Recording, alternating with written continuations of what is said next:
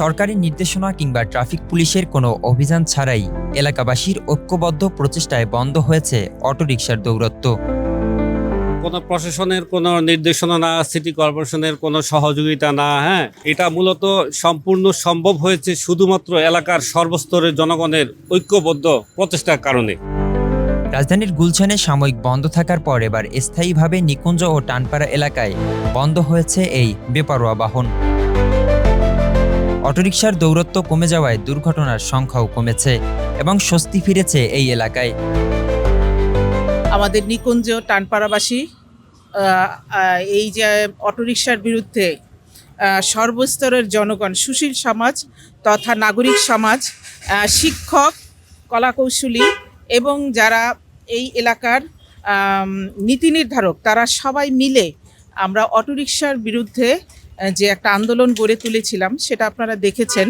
তার ফলশ্রুতিতে এখন এলাকাবাসী আলহামদুলিল্লাহ অনেক স্বস্তি প্রকাশ করছে। নিকুঞ্জ ২, টানপাড়া ও জামতলায় অটোরিকশার সীমাহীন যন্ত্রণায় অতিষ্ঠ হয়ে পড়েছিল এলাকাবাসী। অনিরাপদ এই বাহনের বৈধ কোনো কাগজপত্র এবং চালকের ন্যূনতম প্রশিক্ষণ না থাকা, মাদকাসক্ত অপ্রাপ্তবয়স্ক চালকের কারণে ভয়ানক দুর্ঘটনার কারণ হয়ে দাঁড়িয়েছিল এই অটোরিকশা। এই অটোরিকশার যে চালকগুলো আছে, চালকদের কোনো ট্রেনিং নেই, এরা অনভিজ্ঞ চালক। মানে একটা অটোরিকশা কিনেই তারা পরের দিনই এটার ড্রাইভিং সিটে বসে পড়ে, তাদের কোনো ট্রাফিক সেন্স বলতে কিছু নেই। সো এটা আমাদের মা বোনদের জন্য এবং আমাদের এলাকার অধিবাসী প্লাস মুসল্লিদের জন্য খুব একটা মানে ভয়ানক দুর্ঘটনার একটা কারণ হয়ে দাঁড়িয়েছিল।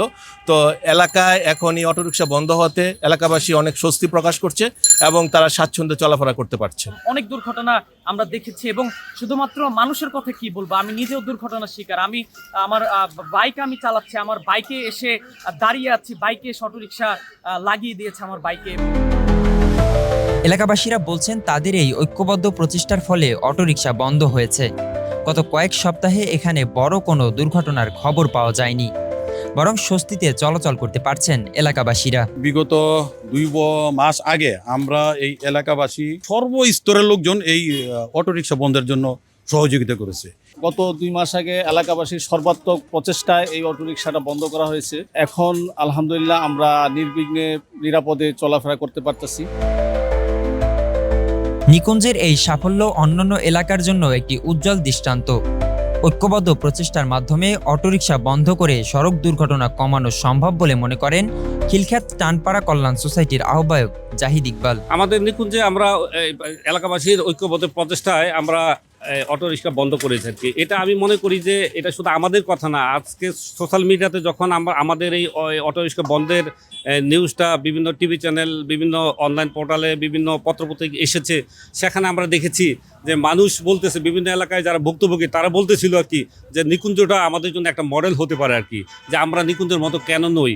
অন্যান্য এলাকা আমরা দেখেছি, গুলশান বা আরও 2 এলাকার কথা আমরা দেখেছি বা শুনেছি, পত্রপত্রিকা পড়েছি যে ওই সমস্ত এলাকায় অটোরিকশা বন্ধ করেছিল, কিন্তু তারা কিন্তু সেটা ধরে রাখতে পারেনি। আমি মনে করি যে বাংলাদেশের ভিতরে নিকুঞ্জই একমাত্র এলাকা যেখানে এলাকাবাসীর ঐক্যবদ্ধ প্রচেষ্টায় এখন পর্যন্ত অটোরিকশা বন্ধ আছে এবং আমরা আশাবাদী যে এটা বন্ধ থাকবে এবং কোনো অপশক্তি কোনোভাবেই অটোরিকশা এখন আর চালাতে পারবে না।